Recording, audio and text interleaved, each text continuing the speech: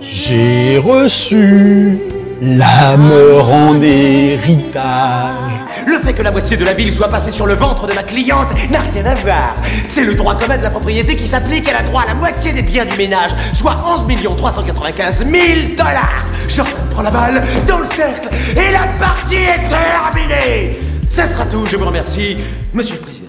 Salut tout le monde et bienvenue sur l'écran fou. Et aujourd'hui, allons rendre visite à celle avec qui on ne plaisante pas, à savoir la mort. Car oui, la mort, c'est un petit peu comme Odile de Ré, Madame Odile de Ré.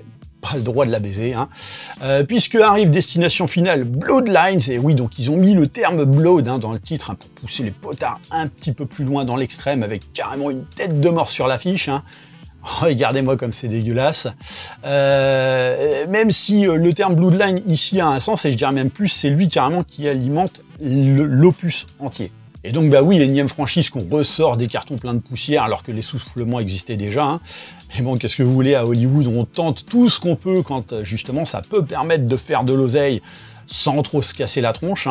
Et c'est vrai que le domaine des thrillers d'épouvante pour jeunes adultes, ça a toujours un petit peu su trouver son public et son succès. Donc après un retour de Scream ou encore même de Saw, et avant qu'il ne ressorte un souviens-toi l'été dernier, comme si on attendait ça avec impatience, et bah c'est effectivement Destination Finale qui profite de la nostalgie pour revenir donc avec un 6e opus. Et oui, déjà. Et alors bon, on va pas se mentir, Destination Finale, c'est vraiment le truc fun, mais ultra bas du front, qu'on a étiré sur la longueur parce que c'est facile et qu'il n'y a pas besoin de pousser trop loin dans ce que ça doit raconter. Donc ni plus ni moins que des groupes qui, après avoir évité une mort certaine grâce à une vision prémonitoire, se font désormais poursuivre par la faucheuse qui veut accueillir celles et ceux qui y ont échappé de peu. Et d'un postulat super cool, mais avec des situations grotesques au possible, des grosses facilités et des personnages qui sont des clichés sur pattes et d'une connerie affligeante jusque dans leur attitude, effectivement on a franchisé le bousin. Alors ok, c'est bien, mais est-ce que ça fait quand même avancer un petit peu le schmilblick derrière en termes d'enrichissement?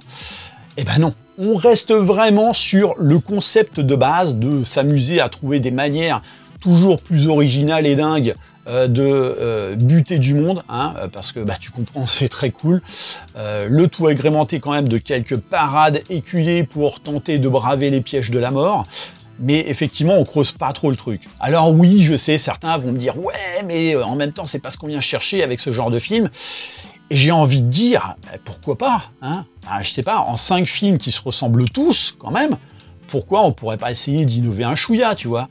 Pourquoi on pourrait pas essayer de gonfler un peu, je sais pas moi, le contexte mythologique autour de la mort ou même des prémonitions? Et pourquoi, en tant que spectateur, on peut pas essayer aussi d'avoir encore une fois un minimum d'exigence? Enfin, ce genre d'exigence, c'est pas moins légitime que d'aller voir des films qui ne sont que des recopies déguisées des précédents. Parce que, bon, au-delà de la présence de notre cher Tony Todd, donc à presque chaque opus, paix à son âme, puisqu'il nous a quittés l'an dernier, et le fait qu'on essaye effectivement de faire des liens insignifiants entre les films, et quand je dis insignifiant, j'exagère à peine, c'est vraiment le degré zéro de la recherche scénaristique opérée limite sous forme plus de clin d'œil qu'autre chose. À l'inverse, tu vois, par exemple, Saw, ça avait quand même cet objectif de livrer de la boucherie, certes, mais ça essayait quand même de raccrocher un minimum les wagons pour ceux qui voulaient quand même qu'on leur raconte un truc. Il y avait un minimum d'ambition. Bon, pas folle, certes, mais il y en avait. Alors que là, avec Destination Finale, vous pouvez déjà vous asseoir dessus, du moins à travers les 5 premiers films, puisque ça se limite, ni plus ni moins, à être un truc fun, mais con comme la lune, qui ne fait, comme je le disais, que dérouler des scènes de mort extrêmes pour un public cible juste venu chercher sa petite dose d'adrénaline, plutôt que de raconter une histoire. La question étant quand même de savoir si le 6e, pour ce retour, envisage de changer un petit peu la donne, d'autant qu'on a de quoi s'inquiéter dans le sens où, de prime abord, on donne pas les moyens de meilleures ambitions en termes de réalisation et de scénario. Je tiens quand même à rappeler que Destination Finale, c'est les pires réalisateurs du monde au service de la franchise, comme par exemple James Wong, à qui on doit l'infernal The One avec Jet Li, ou encore le film qui jusque-là était l'affront cinématographique par excellence, mais qui a été quand même détrôné de peu en termes de notes sur IMDb par Blanche-Neige il n'y a pas si longtemps, donc à savoir Dragon Ball Evolution. On a également feu David Richard Ellis, qui s'y est attelé, donc un mec avec une filmographie ô combien douteuse, ou encore Stephen Quayle, hein, donc pareil, alors lui il vaut pas Bézève dans la balance, et malheureusement les scénaristes, j'en parle même pas. Hein. Alors, si je vous dis que pour ce Destination Finale Bloodlines, parmi près de 200 prétendants à la réalisation, la production a décidé de jeter son dévolu sur le duo Zach Lipovski et Adam Stein, qui sont quand même issus d'un registre qui pourrait, qu'on pourrait qualifier de faux sanavé. Voilà, on peut pas dire que ça parte quand même sur les meilleurs rails, tu vois, au contraire. Bon, et alors, les scénaristes, c'est pas fou non plus. Hein. Et pourtant, le film peut se permettre d'être, alors en tout cas, vu de ma fenêtre, le meilleur opus de la saga. Bon, en même temps, c'est pas bien compliqué, et je dis ça après m'être refarci quand même les 5 premiers, quoi. Alors attention, on va quand même relativiser parce que ça reste débile à souhait, hein, avec les mêmes défauts typiques des opus précédents. Ceci étant, au moins on n'est pas dépaysé en la matière. Il y a des trucs qui ne vont pas de partout, hein, mais bon, le film offre quand même enfin un petit peu de fond à grailler au-delà des tueries graphiques, donc ça c'est quand même plutôt bien. Sachant que moi, alors j'avais pas vu le moindre trailer de ce film, donc rien de tel justement pour me faire happer par la surprise, surtout quand le film s'ouvre dans les années 50 dans un décor assez vertigineux, au style visuel qui est quand même très ancré dans l'époque qui est traitée. Bien que bon, ça reste quand même très numérique et ça se voit, hein, mais bon, on est dans l'ambiance et ça marche. Alors que en vérité, bon, ce décorum n'est qu'une façade et le film va vraiment jouer plutôt avec les liens du sang, donc d'où le Bloodline du titre, pour effectivement sortir du fameux schéma de base de la franchise et s'orienter plus dans quelque chose d'un peu plus élaboré, qui va s'amuser avec donc le drame familial, puisque vraiment on parle de la famille dans cet opus. Il y a de l'investigation et des mystères sous forme de puzzle à reconstituer à travers les générations, et notamment avec du suspense qui fonctionne à mon sens beaucoup mieux que dans les précédents opus, d'autant que le film se joue de nous vraiment à plusieurs reprises pour amener à quelques petits retournements, mais surtout le film assure une vraie connexion avec les événements de la saga. Et donc ici, les liens du sang permettent justement d'expliquer ce que la saga n'a pas su faire avec suffisamment de clarté en 5 épisodes. Et même l'apparition de Tony Todd, d'ailleurs, elle sent pas le forcing cette fois. Au contraire, elle prend vraiment une toute autre dimension.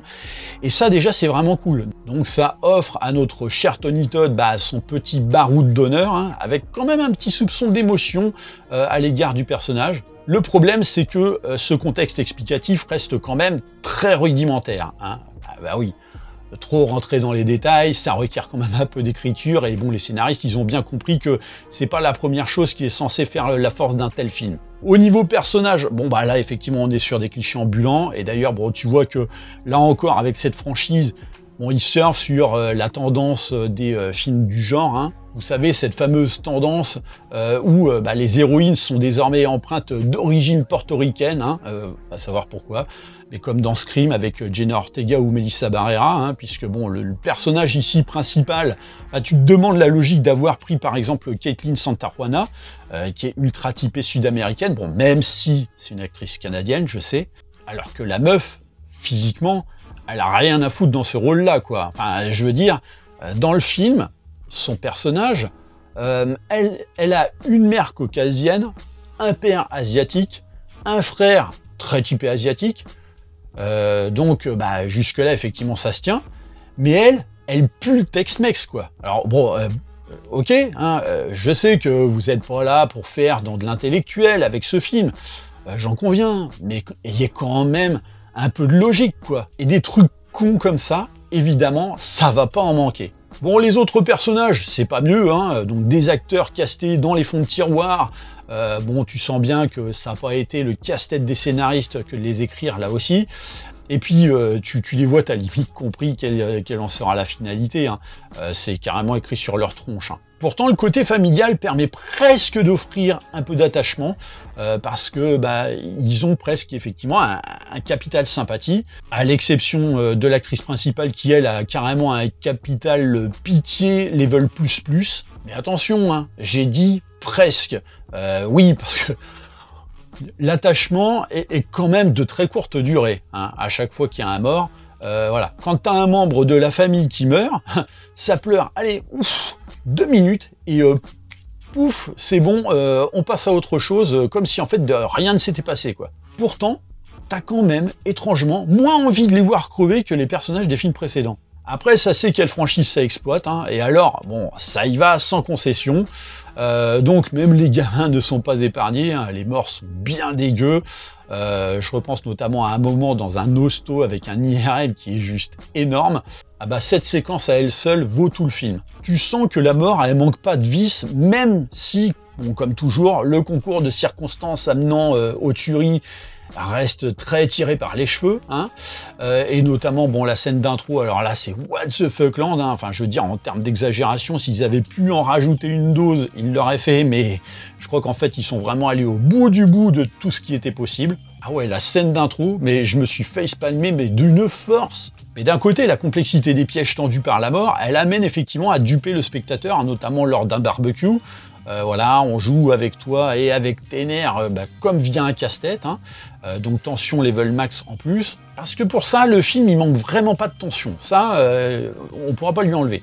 Même si bon, ça aurait été plus cool effectivement que les moments de boucherie fassent place du practical plutôt que du 100% numérique, quoi. Ça aurait rajouté un peu d'authenticité que voilà, un film d'horreur devrait pouvoir se permettre pour atteindre une certaine crédibilité visuelle et de surcroît une certaine efficacité, sauf que là en fait c'est ultra fake, quoi. Pareil dans le grotesque, le film a vraiment pas de gêne, hein, et va même, sans être vraiment démonstratif, jouer d'illusions bien craspec, alors notamment lors d'une séquence rattachée à des bébés, t'en rigolerais presque. Ah bah le film de ce côté-là se veut beaucoup plus humoristique que les précédents, hein. Même quand il le veut pas. Surtout même quand il le veut pas.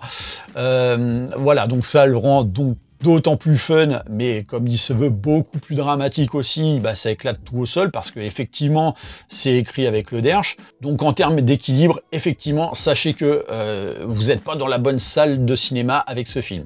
Pareil, là où le film a l'honneur de jouer de retournement de situation, comme je le disais, t'en as dans le genre facilité, ça se pose là, quoi, hein. Donc sans spoiler, t'as une scène dans un salon de tatouage qui est très cool.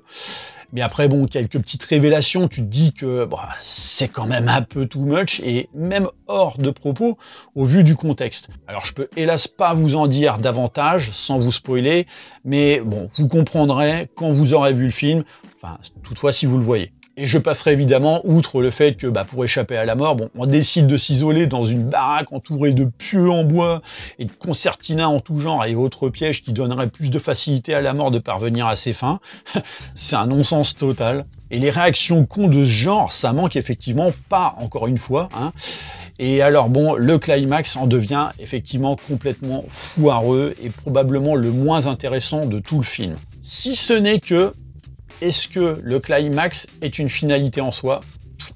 J'en dirai pas plus. Alors pareil, le coup des prémonitions, enfin, tu te demandes pourquoi l'héroïne, en fait, dans ses cauchemars, elle voit la prémonition de sa propre grand-mère, quoi. Enfin, ça n'a aucun sens, mais bon, que veux-tu? Si tu ne mets pas ça, en fait, t'as pas de film. Non, mais c'est vrai que autant on essaye de t'expliquer assez clairement comment ça fonctionne avec la mort, voilà, tous les rouages, comment on peut éventuellement la duper et tout, autant le concept autour des prémonitions, on est toujours dans le flou artistique le plus total, quoi. Voilà, il y a encore zéro règle qui explique comment ça fonctionne. Et c'est dommage, parce que le film aurait peut-être gagné à trouver une explication pour contrebalancer le concept de la mort. Alors en revanche, un petit truc que j'ai trouvé assez génial, même s'il n'est pas totalement exploité, c'est que le film joue avec l'idée de la superstition à travers notamment un objet, alors j'en dirai pas plus, mais ça c'était vraiment la bonne idée qui effectivement aurait mérité peut-être un petit peu plus de développement ou de démonstration. Mais encore une fois, faut avoir des gens de talent derrière, hein, pour pouvoir sublimer tout ça. Voilà, bon en tout cas, même si j'ai trouvé ça bête à bouffer du foin, bon c'est plutôt efficace, et ça permet de propulser la franchise à, on va dire, à un autre niveau que de la simple redite. Maintenant, On s'en relèvera pas la nuit non plus, hein, je le dis tout net. Voilà, sauf s'ils envisagent vraiment de creuser le truc là où on peut encore et toujours s'interroger sur certains points. Mais quand bien même, voilà, si tu veux complexifier les choses, notamment pour enrichir ton récit, évite, en contrepartie, de prendre ton spectateur pour un couillon. Voilà, comme le faisaient notamment les précédents films. Ouais, c'est mieux, quoi. Après, je pense que ce film, il est vraiment parfait pour un nouveau public qui n'a pas eu à encaisser les films précédents. Vu que, bon, celui-ci se suffit amplement. D'ailleurs, je pense que c'est pour ça qu'ils l'ont pas appelé Destination Finale 6, mais Destination Finale Bloodlines, justement pour peut-être relancer le truc et sans forcer les gens à devoir aller voir les 5 épisodes précédents. La seule chose, effectivement, c'est que voilà, ce nouveau public n'identifiera peut-être pas les diverses références que les réalisateurs ont semées ça et là, et bon, il y en a quand même un petit paquet, quoi. Donc bon, étant donné que ce film sort quand même du lot au milieu d'une franchise qui vaut pas tripette en termes de qualité, et encore, je suis magnanime en disant cela, j'offrirai la note de 2,5 sur 5 pour récompenser les efforts des bras cassés derrière ce film, hein. Mais bon, non, ça vaudra pas plus parce que bon, on va pas se mentir, dans une semaine, c'est plié, on s'en rappellera plus du tout. Et puis, bon, n'oublions pas encore une chose, hein, c'est que faire mieux que du mauvais, ça fait pas une pépite pour autant, hein, si c'est truffé de conneries en plus. Donc voilà ce que j'avais à dire autour de ce film. Pour le jeu de la réplique, c'était sur la review de Balle perdue 3, il fallait trouver l'arme fatale 2, réalisé par Richard Donner, et sorti en 1989. Voilà, n'hésitez pas à me dire dans les commentaires ce que vous pensez par rapport effectivement à cette relance de la franchise 15 ans après le dernier opus. Est-ce que selon vous, ça peut relancer la machine? Est-ce qu'on est toujours un petit peu le public cible ou pas? Voilà, dites-moi tout ce que vous pensez par rapport à tout ça. Bien sûr, pensez à liker et partager la vidéo, pensez à vous abonner à la chaîne de manière à vous tenir informé des prochains contenus. Et moi, comme d'habitude, je vous dis à très bientôt pour une prochaine vidéo. Allez, bye!